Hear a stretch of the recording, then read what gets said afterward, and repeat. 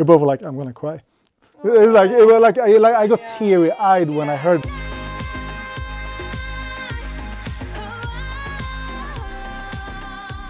Okay, so worth mentioning first, Kenzie and Adrian McKinnon was a part of this song as well. They're not here right now, but we will represent them and put them in the video or something. All right, so this song takes us on quite the emotional journey. What journey were you all going on while you wrote it? So this song is, we wrote this on a camp where like we did the track beforehand. So me and Jonatan wrote a track. We really liked it. We thought it had a cool vintage vibe. With Kenzie. We sat with Kenzie and we did a lot of tracks a week. And then the week after you guys arrived and you and Adrian went into the room. Yeah, and Kenzie. And Kenzie. Still. And we didn't hear anything until it was basically done. I just remember the whole session and the process of being very like effortless. Yeah, we just kind of vibed on it. I was sitting next to Adrian, he was vocal producing, and we were just like and Adrian was going like, there was a little bit of a Michael Jackson feeling to it. It was very like melodic ABBA style, and I remember walking in and I was like, because I think I went to the bathroom and I came in and it was like I heard this, they were like going for that melody and I was like, oh, I love that, it's so ABBA, you know? And I remember this specifically because you and I had secretly been using ABBA as kind of a reference for the overall sonics. We told you this in Swedish because we realized that according to Kenzie, she felt like the reference of having ABBA would be a way too old of a reference to use. So we were like, you can think ABBA. But don't say it to Kenzie because she does not like it. Yeah, exactly. But that's the thing. It's like when we finally got to hear the top line, I was like, how did you manage to do this? It sounds so... And you were like, surprisingly, the chorus is everyone but me. It's like, it's 3 Scandis on the song and 2 who are not, and the 2 non-Scandi people were the ones that went for it. And that's so cool that it's like, it was meant for the track. Yeah, I remember when we were recording the vocals, it was just, it was such a nice song to sing. It was so like effortless and all the emotions that you could just pour out. It was just a vibe that day. And you kind of can feel those special days where it's just like so effortless, you're just riding on kind of a creative wave and you know that it's gonna just be something because you love it so much. Honestly, like both me and Jonatan said the same when we listened, like when we went out of the room, because usually it's kind of like, I mean, we make pop music, sometimes you feel stuff more or less, but like we both went out and I was like, you know, homesick as well and tired. We both were like, I'm gonna cry. I got teary-eyed when I heard, because it's like so. Yeah. It's like also like the homesick, like it felt Swedish, and like we were there, and like you were like, I don't know, you like when you sing it, it's so much like emotion.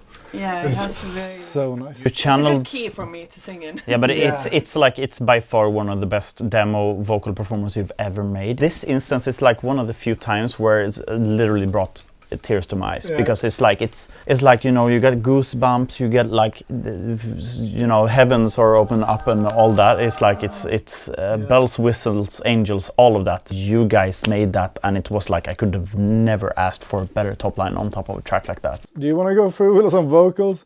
So like there's a lot of stuff. This is what Adrian sent us, which is still we can go beyond the Milky Way. And then it's just a lot of like trying to boost and like manage. Smooth, yeah. But then like the thing that we really wanted to add was like this weird, very speed, like it's a old tape recorder stereo, which is out of sync. So it sounds like.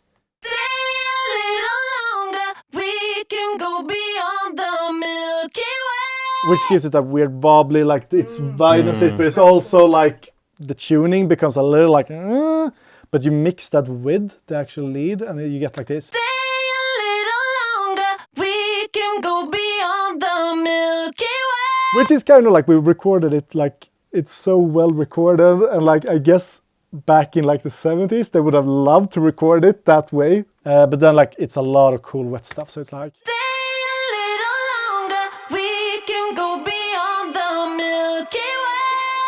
It's very lush. Yeah, and I just added a lot of like all the little like added like spring reverb, so those like. I'll stay a little longer. We can go beyond the Milky Way. So you get that little spring weird feeling in the background. Also, like with harmonies, it's like you want them in your face, but you still want the lead. So it's a lot is balancing those, but like the harmonies are so nice. Got this, love is cosmic. I'm riding on your rhythm through the solar system. Come with me. Very much cool. And in like the original demo, like Adrian chimes in quite a lot as well. It's Yeah, like, I mean, it's in like the first verse. It's like so fun because it's you, like. Like I got this funny feeling. It's electric. And then it's like very low. I can dream in technicolor. And then it's also like this. Yeah.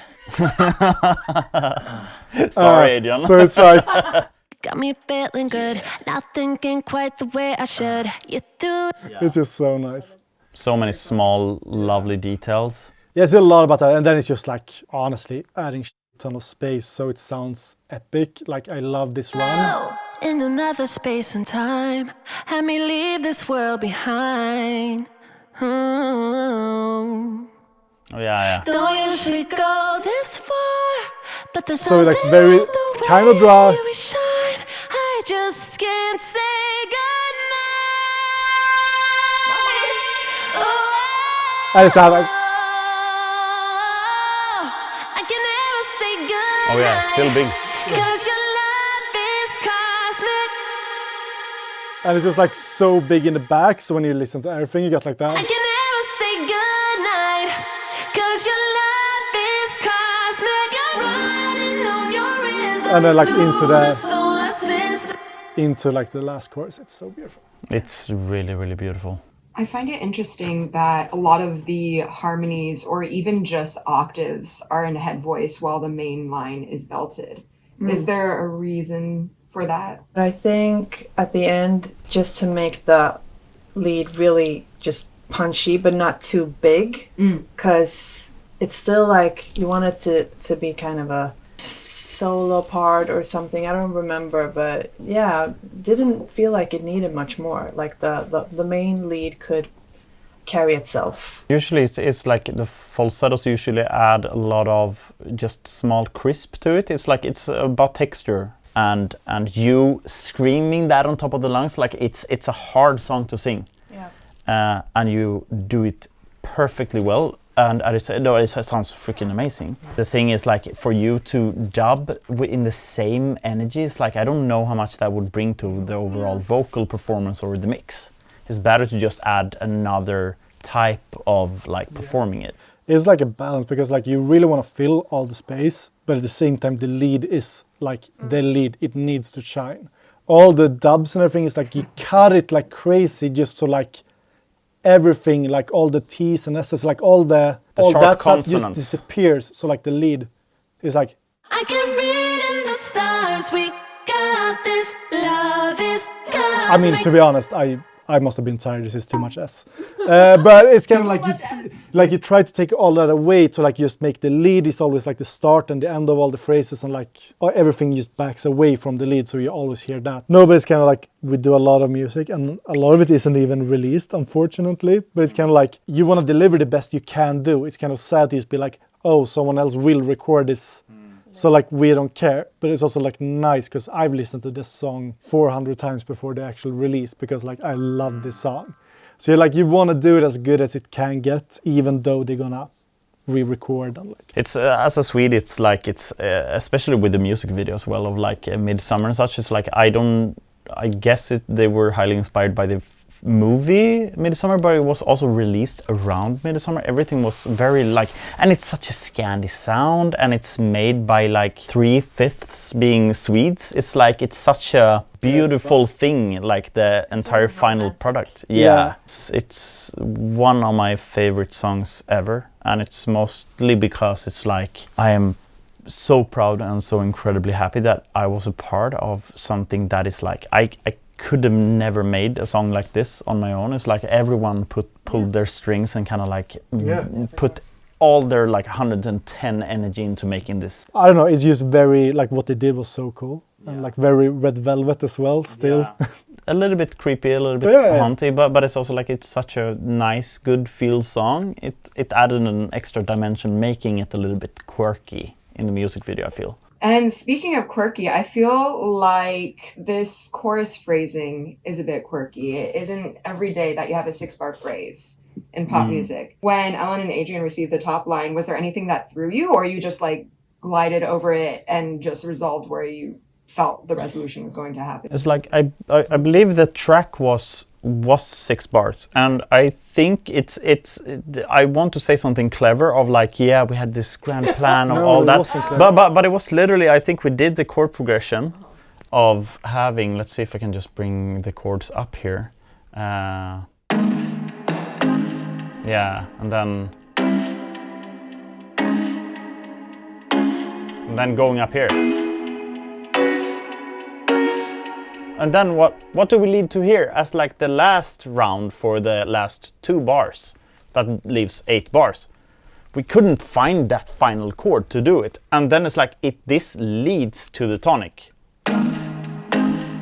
Over here again. So we're like, and Kessley's like, yeah, f it, let's do it like 6 bars. Listening to the overall progression is like, I haven't heard that. Like, of course, like ReacttotheK gang, of course you're gonna notice it, but it's like, I haven't heard anyone like, why is it only 6 bars? To be honest, I didn't even think about it. I was just hearing it, and yeah, it was that. Because in the very end of each chorus, we do it as a 4-bar measure. Yeah.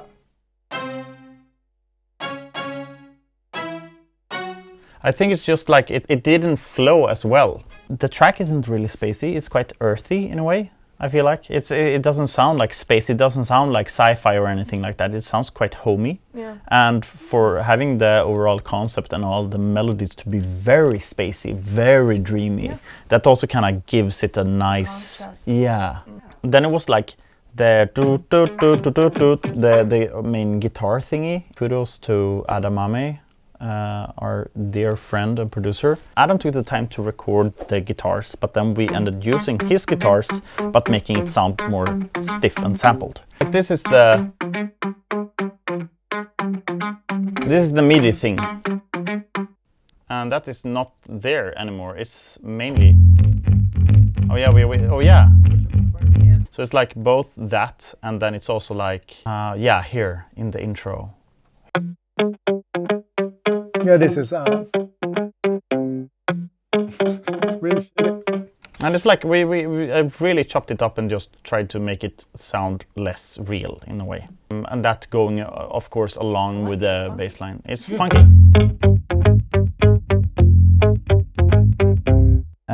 Going through some references and like listening to a lot of disco stuff, it was like, how can we make that? Because we also have this super like 80s scooped string thingies, and that adds a lot of flavor to it. Yeah, like, I mean, this one is like the best one. And then with the speeded up one, that was super slow initially, like that. Just for even more tension, more, I don't know, sampleness of it. That together.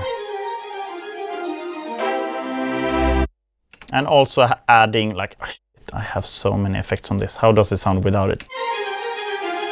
I mean, I really didn't need that many tracks. But it's the most, the most defining thing would be flanger and phaser, which was very style defining for its time. Adding that little flanger phaser really adds a little bit of like the 80s, the 70s, 80s. It's very druggy. Yeah, it is. Flower power. Yeah. And bringing it back to like the concept and the message of this track, you mentioned that Kenzie came up with the concept. But Ellen, do you remember if you and Adrian were singing gibberish, or were you coming up with lyrics as you went? I think that the lyrics came quite naturally, quite fast, like as we were going. But it was, no, it was just, yeah, it came very natural. And you don't have voice memos from that session? Oh, maybe I do. Yeah.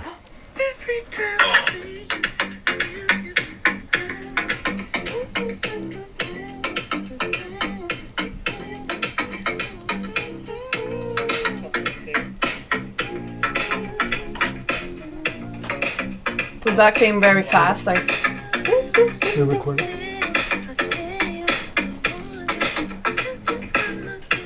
This is like 3 minutes long, so I guess we just went through the whole song. Yeah. Oh yeah, so this is the first listen then. Yeah. The first listen. Yeah, I like it. I love it. That's the start. It's really good.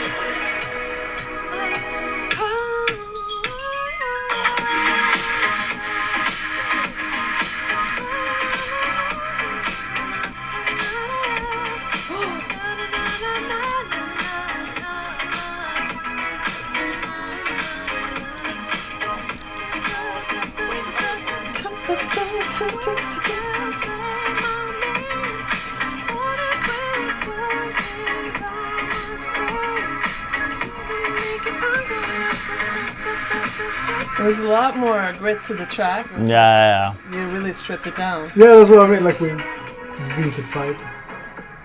And no strings. What? Yeah. Yeah, we had like a little interlude, right? And now it's verse, right? Yeah. Cosmic. Cosmic. Okay. That's where it came from. That's where it came from. Damn. 1.5 minutes in, came up with a concept. The love is cosmic. We're going places. This is goosebumps. Lyrics like, can I stay a little longer, or I just can't say goodnight appeared. So did you guys write this at a time in which you knew this might have been Red Velvet's last song as OT5 for a little bit? I feel like that was the words for that melody. Like there was like a longing and like a not desperation, but almost like that. And then we didn't really think about the group or whatever was going to happen. It was just in that room, in that moment. It's kind of creepy in a way. It's like it's the perfect words for Red Velvet's last single. Yeah. But like it's, also, no, we did not know. yeah, Like, we did not we know. have no idea. But it's very fitting. And it was in the original demo, and they kept it. I'm not sure they knew either. Like, I have no idea what happened behind those doors. Regardless, it's like I'm so happy that it got to be Red Velvet that actually did this one. Your performance is almost impossible to replicate. But they, like, when they're doing the last note and like all of the different like elements, it really, they made a great job making it their own. Yeah. It's not the same as the demo, and I guess that never was the intent. It was for them to kind of adapt. Also, you gave some help. Using the Korean, Yeah, I do. You Try to credited. say a little Korean in there. So both your voice and Adrian's can be heard in the final track? Yeah. because they asked you to re-record in Korean. Yes. How did that work out for you? Well, I haven't seen anything. There's nobody. No one's been like, the background vocals aren't pronouncing. I had to just practice and practice and practice. Your notes were amazing because you showed us like what you did, because you got like their leads and you just by ear typed down how you thought it sound in Swedish. And it's like Swedish it was phonetics. Yeah, and it's like That where you heard them doing the lead, and then Yes. you were the one to fill in the harmonies that were in the demo, basically. The lead and everything. So. Oh yeah. Yeah. Well, thank you so much for putting so much emotion and magic and I guess also like Swedish history and just like your brilliance into this track. And it's going to definitely be a song for the long run. I sure hope so. Yeah. Thanks, ABBA. Tribute to ABBA Tribute to ABBA. and the Scandi representation in K-pop. I mean, I love to see it. One of our favorites. We loved making it. We loved seeing Red Velvet do it. Yeah, it turned out great.